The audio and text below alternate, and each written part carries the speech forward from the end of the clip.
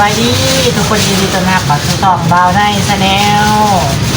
สำหรับคลิปนี้เนาะบ่าวในกับสิมาอธิบายเกี่ยวกับการที่ว่าเป็นหนี้โดยที่บ่ได้รู้โต้โดยที่ว่าบ่ได้ตั้งโต้เนาะว่าเป็นหนี้ได้เนาะก่อนหน้านี้บ่าวในกับบ่ทันมีเมียคือตอนนี้มีเมียแล้วนี่ยืดเตอเฮ็ดลือคึมอยู่เนาะบ่ปั่นใครตั้งได้พุ่นแหละไหนตั้งได้เมื่อกี้เขาบอกว่ามีเมียแต่ว่ามีแล้วปากกาซิมาว่าเรื่องที่ว่าเป็นหนี้โดยที่ว่าบริบูรณ์โตเนาะพอดีว่าไม่เท่าคอยเล่าอะไรไปยืมเงินอยู่บ้านเนาะ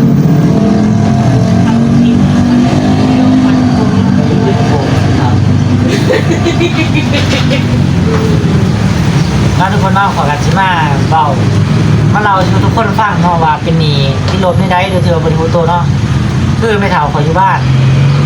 เนาะไม่เท่าคอยอยู่บ้านแล้วก็ไปยืมเงินแล้วก็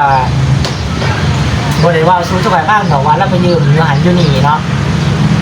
เพราะเราสบายแล้วสู้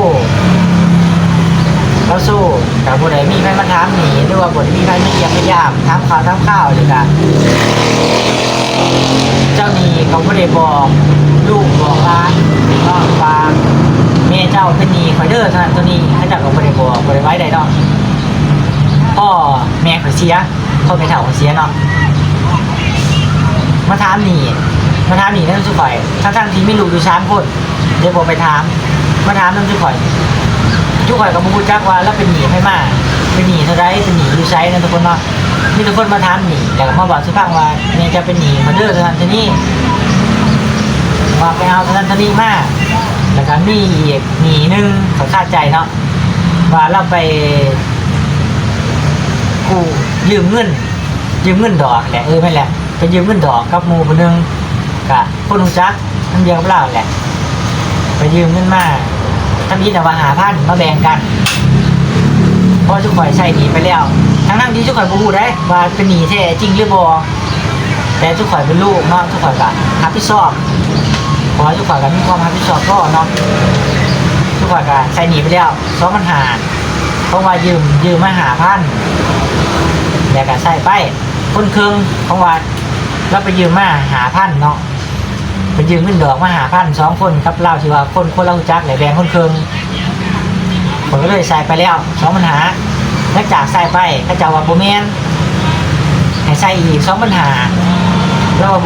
โบแมน2,500ได้แม่จะยืม5,000ก็จะบอกไว้นี่ทุกข่อยก็เลยยังบ่ใส่ต่ออีกเพราะว่าทุกข่อยบ่แน่ใจเนาะเพราะว่าตอนแม่ข่อยสู้หรือว่าตอนแม่ข่อยปกติดีก็จะกับบ่ได้บอกว่าแม่ข่อยยืมเพราะแม่ข่อยสู้ก็จะบ่ได้มาหาบ่ได้ถามข่าวแล้วบ่ได้มาบอกลูกบอกหลานอยู่ว่าแม่ข่อยยืมเงินมาเด้อนั่นเท่านี้บ่มีใครมาบอกเลยพ่อแม่ข่อยเสียปุ๊บก็จะมาถามนี่เงินทุกข่อยจัดงานสงการแม่ข่อยก็ยังบ่พอ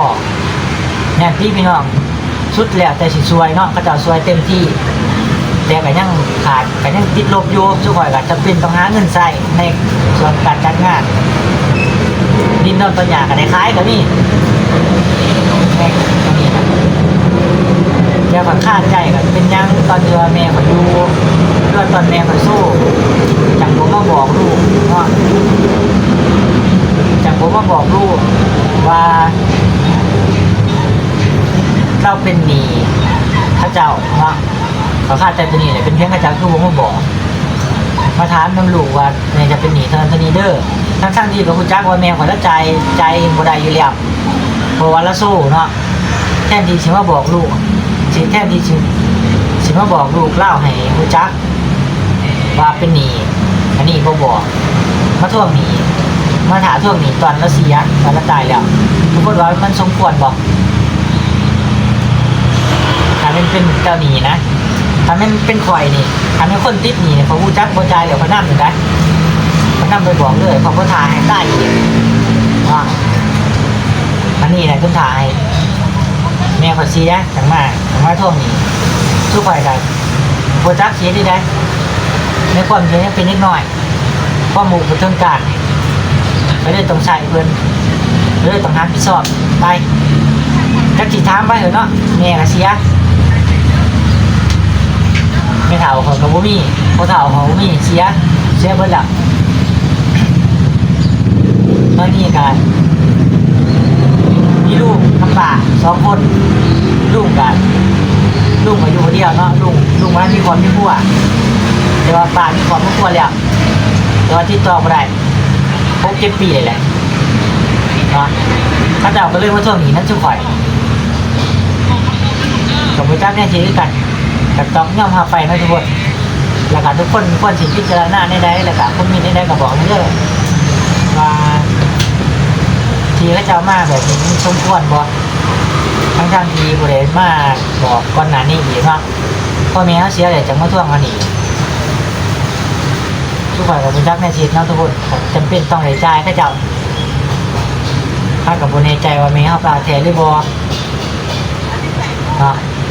ตัวที่ว่าค่าใจแท้น่ะก็คือตัวที่ว่ายืมเงิน5,000นั่นแหละเงินดอก5,000ทวิตนะว่ายืม5,000แม่ข่อยครับคนที่ว่าเรารู้จักแหละผู้นึงนะคนสนิทนั่นแหละไปยืมน้ำกันยืมมา5,000แล้วก็แบ่งกันทวิตน่ะได้ยินพวกเราสิฟังวันนี้ไปยืม5,000แล้วมาแบ่งกันก็แม่ข่อยเสียแล้วมาทวงอันนี้ว่า5,000แบ่งกัน2คนมาจากของผู้นั้นคนนึงของแม่ข่อยคนนึงทุกคนก็เลยใจส่วนของแม่ทุกคนไป2,500นอกคนนึง5,000มันก็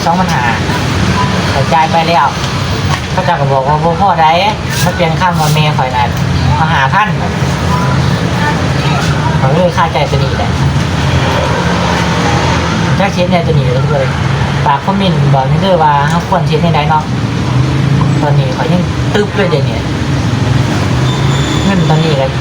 ยังติดลบยังบ่มีสันนะแต่หาเงินไปเรื่อยๆนี่แหละมันหนึ่งอาจจะเป็นของเราเนาะฝากพี่ทุกคนเป็นกำลังใจให้เด้อพี่ที่ว่าคำว่าสปอร์ตเป็นกำลังใจให้กันขอขอบใจได้ร้ายเนาะเดี๋ยวไปเจอกันคลิปหน้าคลิปนี้แหละจะขอจบลงเท่านี้เนาะเดี๋ยวคลิปหน้าค่ะบู๊ว่าสิเป็นยังแต่ช่วงนี้ก็แสดงถึงมาไลฟ์ปกตินี่แหละ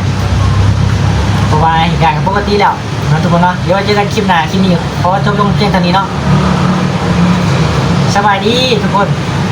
บ๊ายบาย